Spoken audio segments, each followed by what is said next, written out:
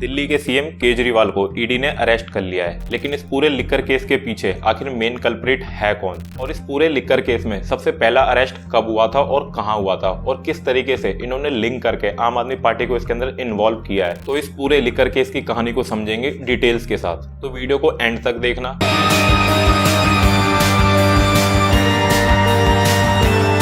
इसकी पूरी कहानी शुरू होती है जून 2021 में। हैदराबाद में एक ग्रुप ऑफ पीपल्स की मीटिंग होती है जिसके अंदर बड़े बिजनेसमैन होते हैं और भी बहुत सारे लोग होते हैं, लेकिन उस मीटिंग को लीड कर रही है के निकिता, जो कि तेलंगाना के एक्स चीफ मिनिस्टर के चंद्रशेखर राव की बेटी है। इस मीटिंग में समीर महेंद्रू, जो कि इंडो स्पिरिट कंपनी के एमडी है, के कविता, जो कि एक्स चीफ मिनिस्टर के चंद्रशेखर राव की बेटी है, और सारथ रेड्डी, ये सारे मिलकर एक ग्रुप बनाते हैं। उस ग्रुप को आप एक कार्टेल की तरह भी कह सकते हैं। अब इस कार्टेल के अंदर वो सारे लोग हैं जो किसी भी तरीके का इलीगल रैकेट चलाने के लिए बिल्कुल केपेबल है। होलसेलर, प्रोड्यूसर, मैन्युफैक्चरर और डिस्ट्रीब्यूटर, ये सारे लोग उस कार्टेल के अंदर मौजूद है। अब इस ग्रुप को जो लीड करता है, या फिर यूं कह सकते हैं कि जो बंदा इसको रिप्रेजेंट करता है, उसका नाम है अरुण पिलाई। अब इस ग्रुप को जो नाम दिया जाता है वो दिया जाता है the south group. Indo spirit company के एमडी यानी समीर महेंद्रू इस ग्रुप के साथ विजय नायर, जो कि आम आदमी पार्टी के कम्युनिकेशन विंग के हेड है, उनके साथ एक मीटिंग करते हैं कि कविता के साथ ये पूरा साउथ ग्रुप दिल्ली के सीएम और डिप्टी सीएम के साथ एक डील लॉक करते हैं। अब इस पूरी डील को आम आदमी पार्टी की तरफ से जो लीड कर रहे हैं उनका नाम है विजय नायर, जो कि आम आदमी पार्टी के कम्युनिकेशन विंग के हेड हैं। अब यूं समझ लीजिए कि ये एक मिडलमैन की तरह काम करते हैं। पैसे से रिलेटेड जितना भी हेर फेर होता है वो विजय नायर देखते थे, चाहे मनी लॉन्ड्रिंग से रिलेटेड काम हो या फिर ब्लैक मनी को व्हाइट करवाना हो। इंडो स्पिरिट कंपनी के एमडी समीर महेंद्रू की पहली मीटिंग भी विजय नायर ही करवाते हैं केजरीवाल से, वो भी फेस टाइम के थ्रू। और इस वीडियो कॉल में केजरीवाल महेंद्रू को कहते हैं कि तुम इस पे ट्रस्ट कर सकते हो, ये हमारा ही बंदा है। अब ये पूरा कार्टेल रेडी हो चुका है और इसके अंदर वो सारे लोग हैं जो किसी भी तरीके की इलीगल एक्टिविटी को परफॉर्म कर सकते हैं। और ये सारे मिलकर इंडो स्पिरिट कंपनी, जो कि समीर महेंद्रू की कंपनी है, उसके अंदर 65% का टोटल स्टेक होल्ड कर लेते हैं। बट जो करंट एक्साइज पॉलिसीज थी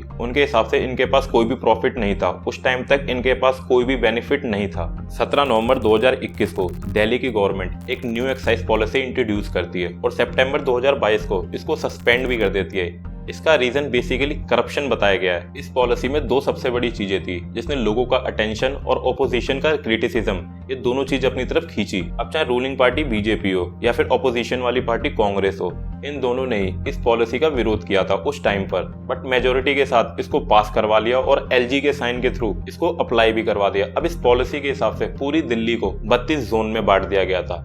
हर जोन के अंदर 8 से लेकर 10 वार्ड्स बनाए गए थे और हर वार्ड्स के अंदर 27 आउटलेट थे। टोटल 2 या 3 ही वेंडर थे जो इस पूरे लिकर डिस्ट्रीब्यूशन को कंट्रोल कर रहे थे। दिल्ली के अंदर लिकर का फ्लो इन्हीं 2 या 3 वेंडरों के हाथ में था। और दूसरा, उन्होंने इससे होने वाले प्रॉफिट मार्जिन को 5% से बढ़ाकर 12% कर दिया। पुरानी एक्साइज पॉलिसी के हिसाब से लिकर मार्जिन प्रॉफिट था वो 5% था और इसके हिसाब से ये सारे आउटलेट एमआरपी से ऊपर नहीं बेच सकते थे, बल्कि उससे नीचे ही इनको बेचना था। और इसी वजह से इनके अंदर एक कंपटीशन बन गया। हर दिन रेट कम होते गए और एक के साथ एक फ्री वाले ऑफर आप लोगों को पता ही होंगे। पीने वालों की तो मौज थी, उन्हें एक के साथ एक फ्री मिल रही थी और डिस्काउंट के लिए इन सारे आउटलेट्स में एक कंपटीशन लगा हुआ था। और ईडी ने अपनी चार्जशीट में बताया है कि इन 32 जोनों में से 9 जोन खाली ये साउथ ग्रुप कंट्रोल करता था। इस पूरे केस का खुलासा तब हुआ जब फरवरी में इन्होंने इस केस से जुड़े 3 सबसे अहम लोगों को गिरफ्तार किया था, जिनमें से पहले थे पंजाब के एक्स एमएलए दीप मल्होत्रा के बेटे गौतम मल्होत्रा, जो कि एक पंजाब बेस्ड बिजनेसमैन है और लिकर में डील करते हैं। इनको अंडर मनी लॉन्ड्रिंग एक्ट गिरफ्तार किया गया था और उसके बाद इनके तार डायरेक्ट जाके जुड़े शेरियट प्रोडक्शन मीडिया हाउस से,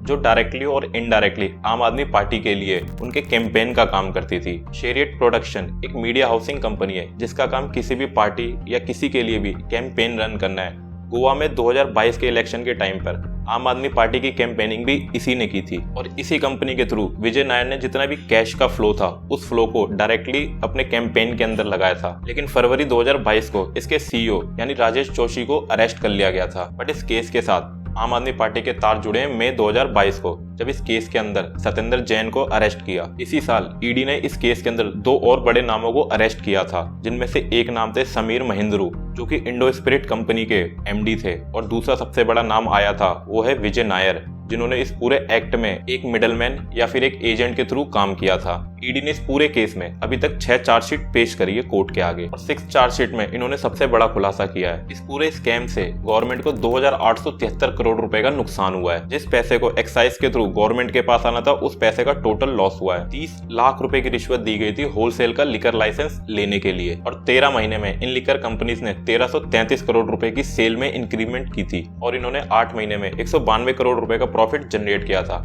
आम आदमी पार्टी और साउथ ग्रुप के बीच में नेगोशिएशन के हिसाब से उन्हें 6% का हिस्सा आम आदमी पार्टी के लीडर्स को देना था और यही रीजन है अगर आप इंटरनेट के ऊपर दिल्ली लिकर स्कैम लिखेंगे तो आपको अमाउंट 100 करोड़ दिखता है, लेकिन इसने इनडायरेक्टली और डायरेक्टली गवर्नमेंट को 2873 करोड़ रुपए से इम्पैक्ट किया है। अभी तक इस पूरे केस के अंदर 16 लोग अरेस्ट हो चुके हैं और 32nd एक्यूज हैं अरविंद केजरीवाल। और ऐसा नहीं है कि ये सारे अरेस्ट डायरेक्टली हो चुके हों, यानी एक लोकेशन पे जाके सीधे अरेस्ट किया गया है। इसको अरेस्ट करने के लिए ईडी ने 245 लोकेशंस पे रेड मारी थी, जिसके अंदर मुंबई, चेन्नई, हैदराबाद और दिल्ली, इन लोकेशंस के अलावा और भी लोकेशंस थी। अभी रिसेंटली ईडी ने अरविंद केजरीवाल को अरेस्ट किया है, लेकिन अभी तक ईडी ने जितनी भी चार्जशीट पेश की है उसके अंदर कोई भी ऐसा सॉलिड प्रूफ नहीं दिखाया है कि जिसके अंदर अरविंद केजरीवाल कल्प्रेट है। ईडी के हिसाब से उन्होंने 9 बार अरविंद केजरीवाल को सम्मन किया है, लेकिन वो किसी भी बार कोर्ट में नहीं आए और एंड में जब उनको ईडी ने अरेस्ट कर लिया है तो उन्होंने एक पिटीशन लगाई थी रिलीफ की, लेकिन कोर्ट ने उस पिटीशन को भी डिनाई कर दिया है। लेकिन इस केस की जो एक डार्क रियलिटी है कि इस केस के अंदर चाहे कोई आम आदमी पार्टी का नेता हो या फिर कोई बिजनेसमैन हो या कोई मीडिया हाउस हो, जो भी अरेस्ट हुआ है